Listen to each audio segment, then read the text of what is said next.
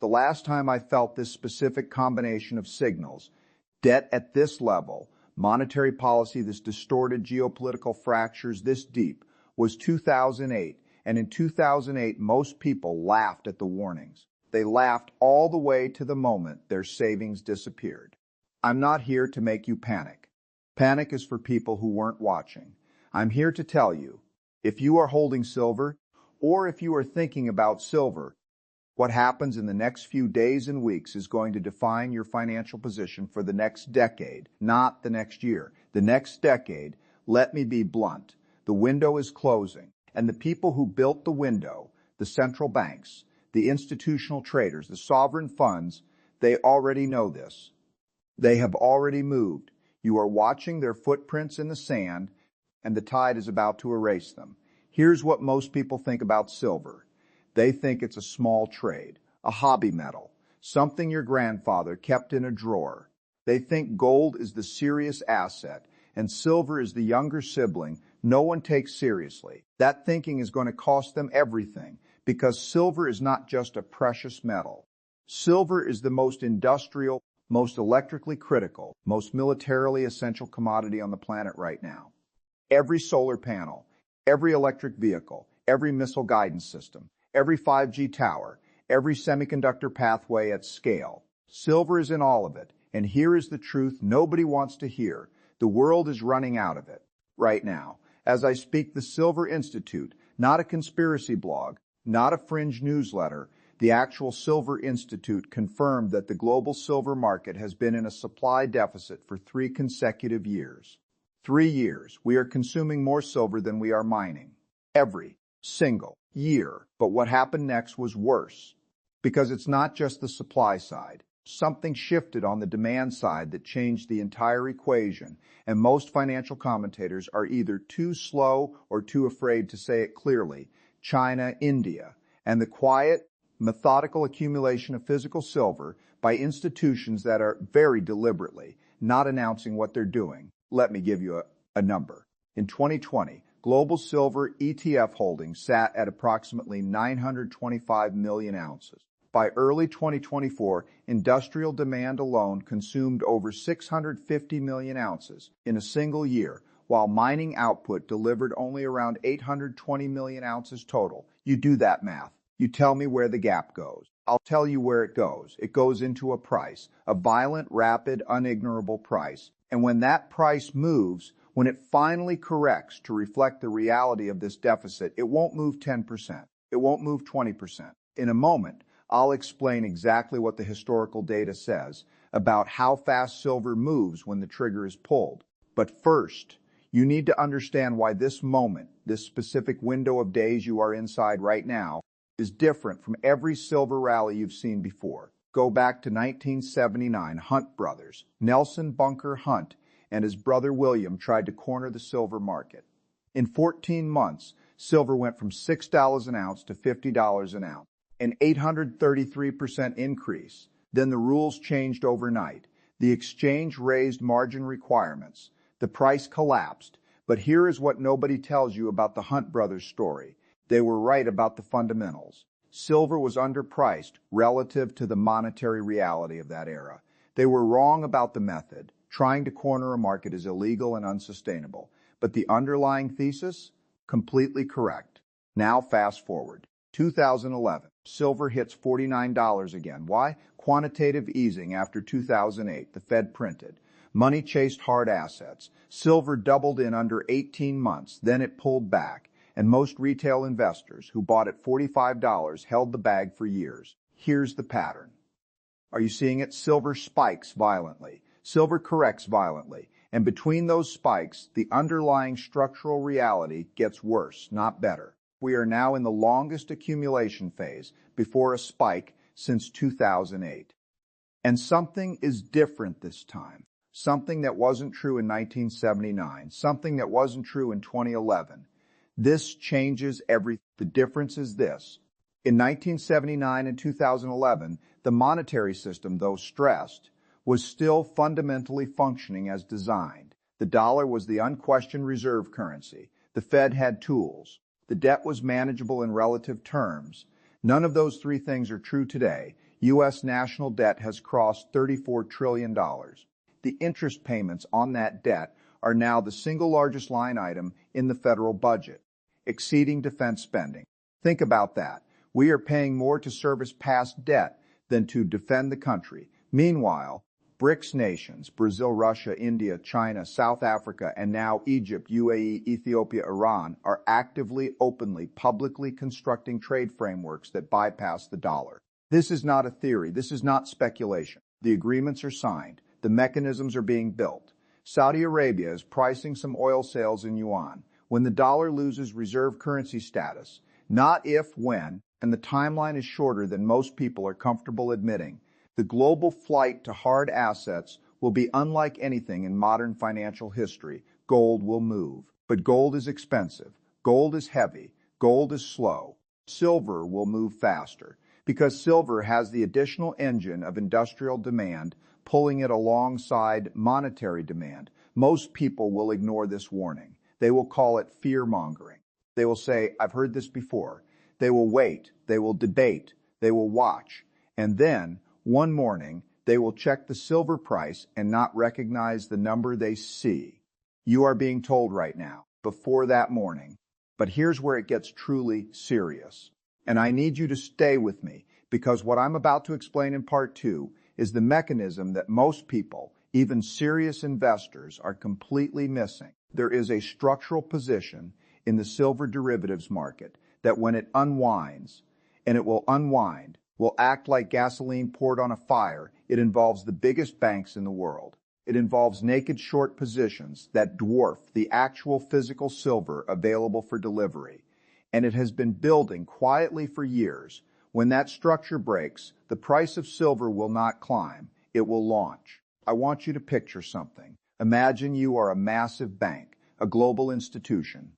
Tier 1, the kind of bank whose name you recognize because it's carved into buildings in every major city on earth. You have a problem. Your clients, other institutions, hedge funds, sovereign wealth funds want exposure to silver. Not physical silver, paper silver, silver futures, silver derivatives. They want to bet on price movements without the inconvenience of actually storing tons of metal. So you sell them that exposure. But here's the problem. You sold more exposure than there is actual silver, far more. This practice is called naked short selling in the derivatives market. And in silver, the concentration of these short positions is, and I am not using this word lightly, extraordinary. The Commodities Futures Trading Commission, the CFTC, the regulatory body that is supposed to oversee exactly this kind of risk, has documented that a small number of large commercial traders hold short positions in silver that represent a multiple of annual global silver production. Let me say that again so you absorb what it means. A handful of large banks are short, meaning they have sold promises of future silver in quantities that exceed what the entire planet produces in a year. And what happens when you've sold something you don't have and the buyer demands delivery? You've seen this movie before. It played in 2021 in the GameStop situation. It played in 2008 in the mortgage-backed securities market. The mechanism is always the same. The promise cannot be kept. The structure collapses. The price violently corrects to reality. But what happened next was worse than I expected to find. Because when I looked at the most recent bank participation reports, these are monthly filings that large U.S. banks must submit to the CFTC disclosing their futures positions. The short concentration has not decreased.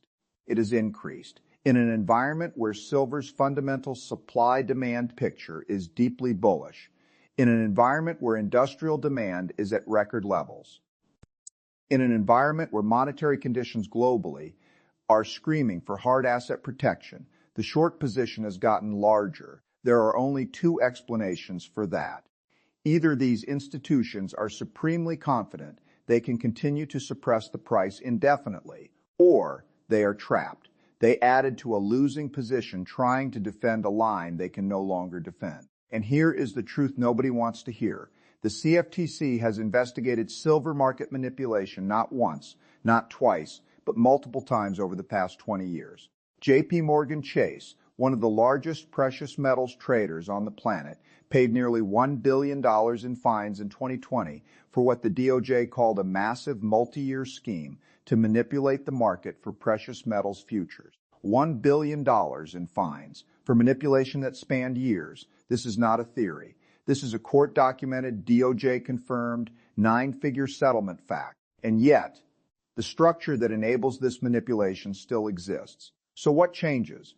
What is the trigger that breaks the dam? In a moment, I'll tell you exactly what 3 signals I am personally watching that will indicate the unwind has begun. But first, I need you to understand something about retail silver investors that most of them don't know about themselves. Most people who own silver are not holding it for the reasons they think. They bought silver because they read an article. They watched a video. They heard someone at a dinner party say it was going to explode. They made a small purchase, a few coins, a couple of small bars, and they put it somewhere and largely forgot about it. That is not a position. That is a lottery ticket. Let me be blunt. If you own silver, without understanding the size of position you should hold relative to your overall wealth, without understanding the form of silver that provides maximum protection in a crisis, without understanding the difference between physical silver and paper silver, you are not protected. You are performing protection theater. A family that has 10 silver coins in a sock drawer and $200 in a traditional brokerage account is not hedged against a monetary crisis. They have a $300 experiment in a $200,000 exposure. The question you should be asking is not, should I own silver? The question is, am I positioned correctly in silver for what is coming? There's a massive difference. Let me tell you about a man I'll call Thomas.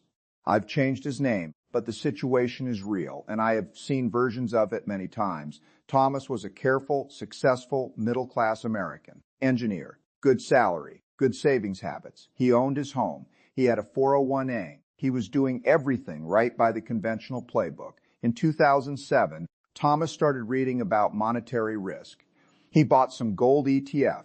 He bought some silver ETF. He felt diversified. In 2008, when the crisis hit, his 401a dropped 40%. His home value dropped 30%. His gold ETF went up, but when he tried to use that gain to offset losses, he discovered something. His brokerage account was frozen during the peak of the crisis. Redemptions were delayed. The paper gain existed on a screen, converting it to usable capital at the moment he needed it most. That was the hard part. Paper silver, paper gold.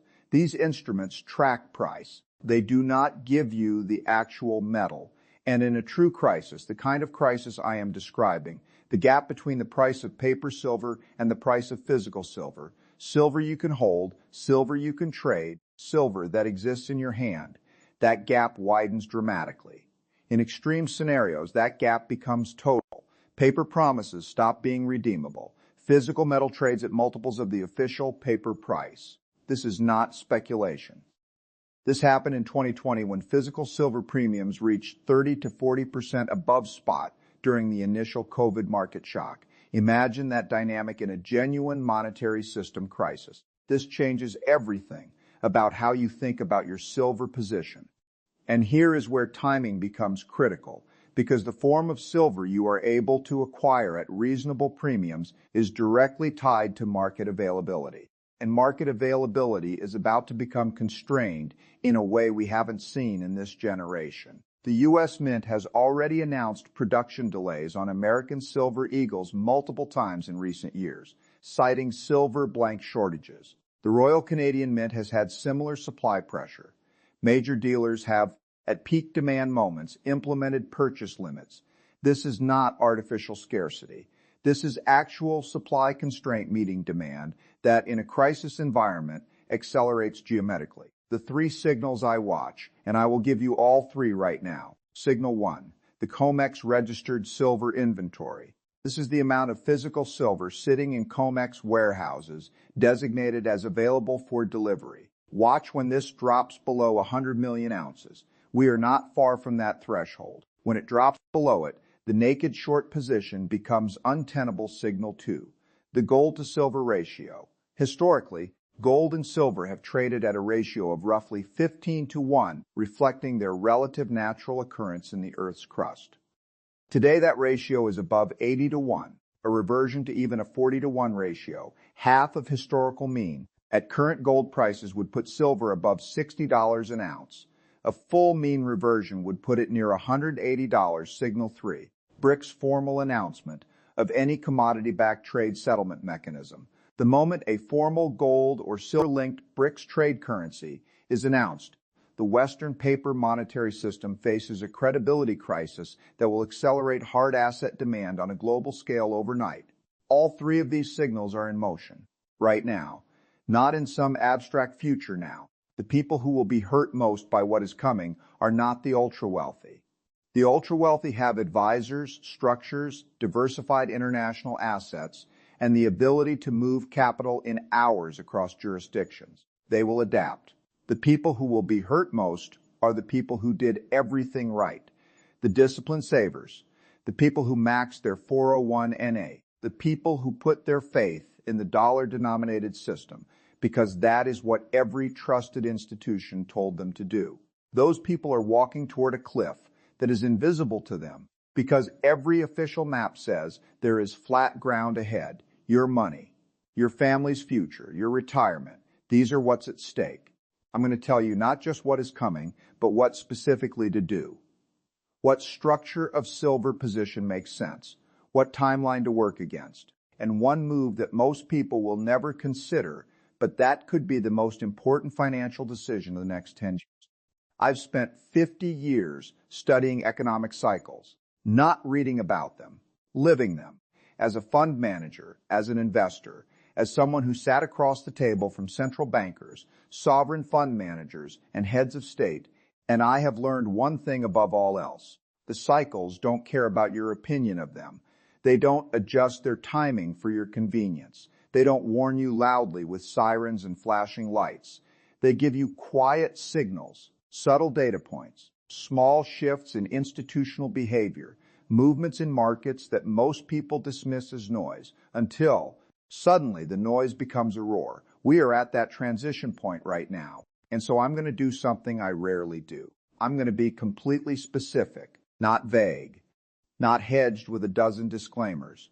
I'm going to tell you what I believe the intelligent, informed response to this moment looks like. Because urgency without direction is just anxiety, and you don't need more anxiety. You need a framework. Frame point 1. Understand what you are actually protecting against. Most people think they are buying silver to make money. That framing is a mistake.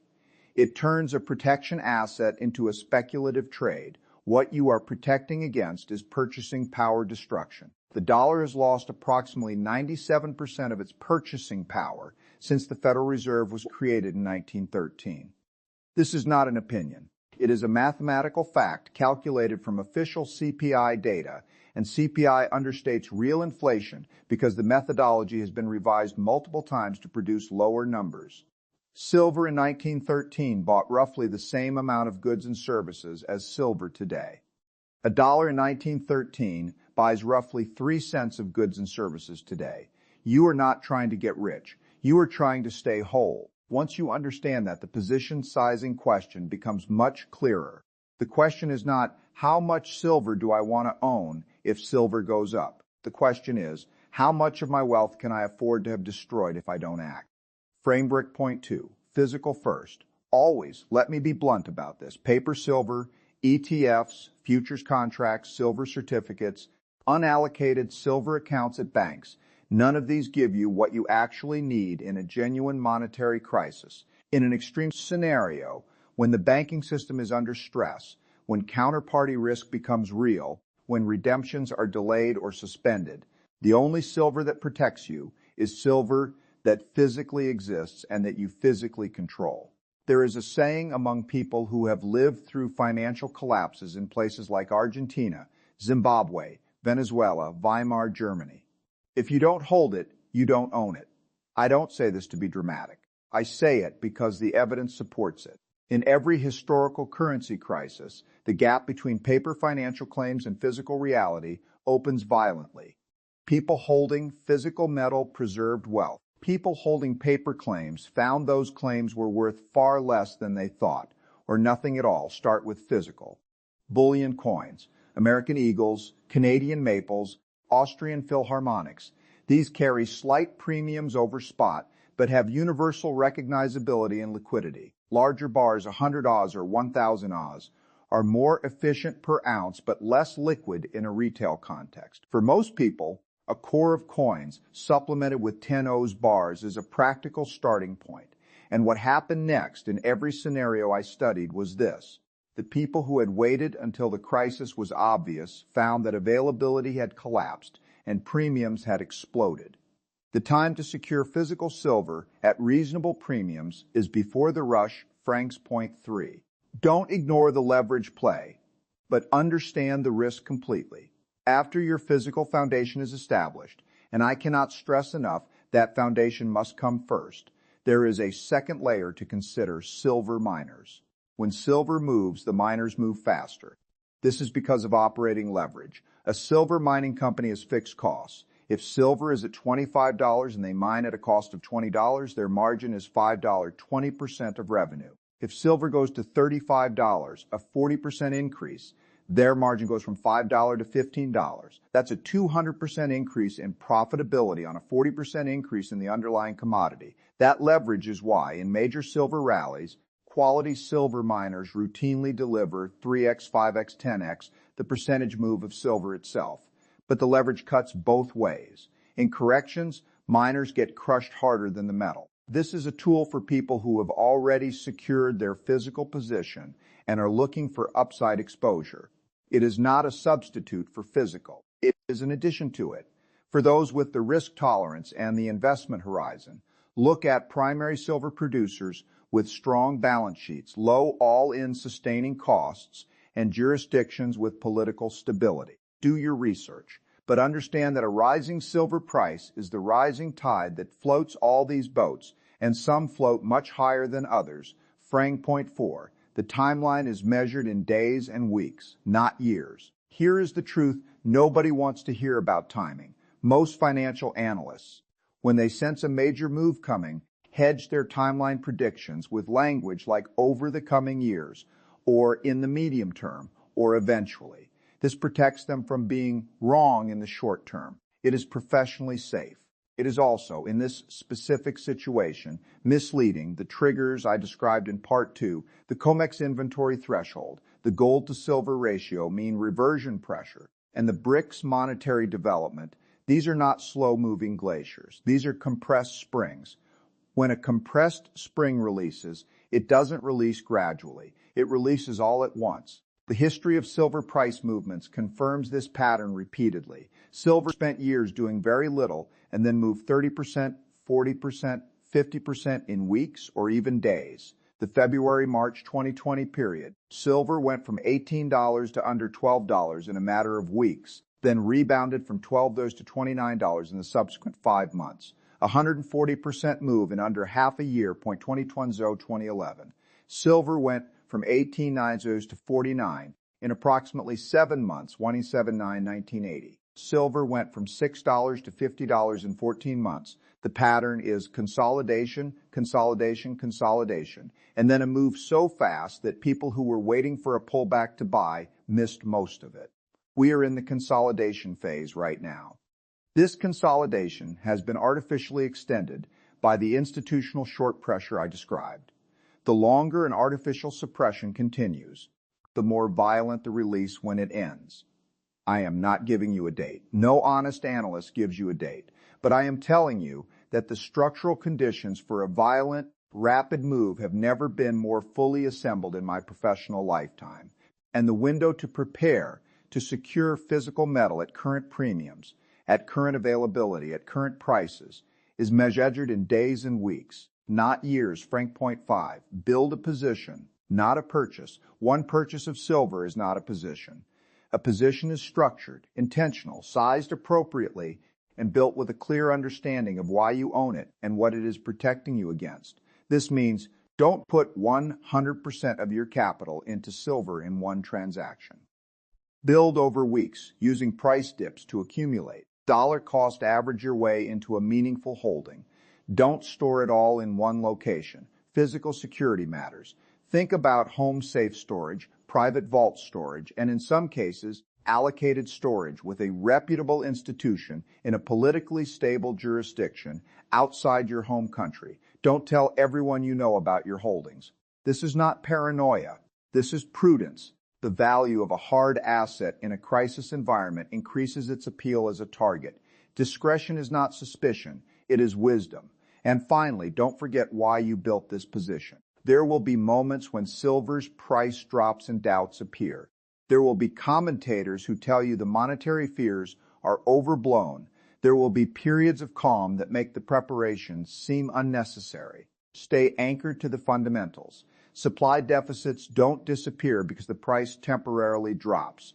Debt doesn't become sustainable because markets temporarily calm. The structural reality doesn't change because the surface appears quiet. I have made errors in my career, significant ones. In 1982, I predicted a depression that didn't come in the form or timing I anticipated, and I was nearly wiped out. That experience, the humility of being wrong, the pain of unpreparedness, shaped everything I've built since. What I learned is this: the biggest risks are the ones that most people cannot see because they are outside the framework of their recent experience. The generations alive today grew up in a world where the dollar was strong, where institutions were trusted, where the financial system, for all its flaws, basically worked. That is their mental framework. But this framework is built on a foundation that is cracking. Not quickly, not visibly to most, but measurably and structurally. Silver is not a perfect hedge. Nothing is. But silver is, in this specific moment, against this specific set of risks, one of the most asymmetric opportunities I have seen in my professional life. The downside, if I am wrong, is that you own some silver and it doesn't appreciate as dramatically as the analysis suggests. The upside, if I am right, is that you preserved and potentially multiplied real wealth at a moment when most people lost it. That asymmetry, that ratio of potential gain to potential loss. That is what I have spent my life chasing in every market I've ever studied. And right now, in this specific window, in these specific days, that asymmetry is in your favor. Act accordingly. Most people will not. Most people will watch this, think about it, discuss it, and wait. The ones who act clearly, deliberately, without panic but without delay, those are the ones who will look back at this moment and understand what was at stake. Your money, your family, your future. The window is open. Don't wait for it to close.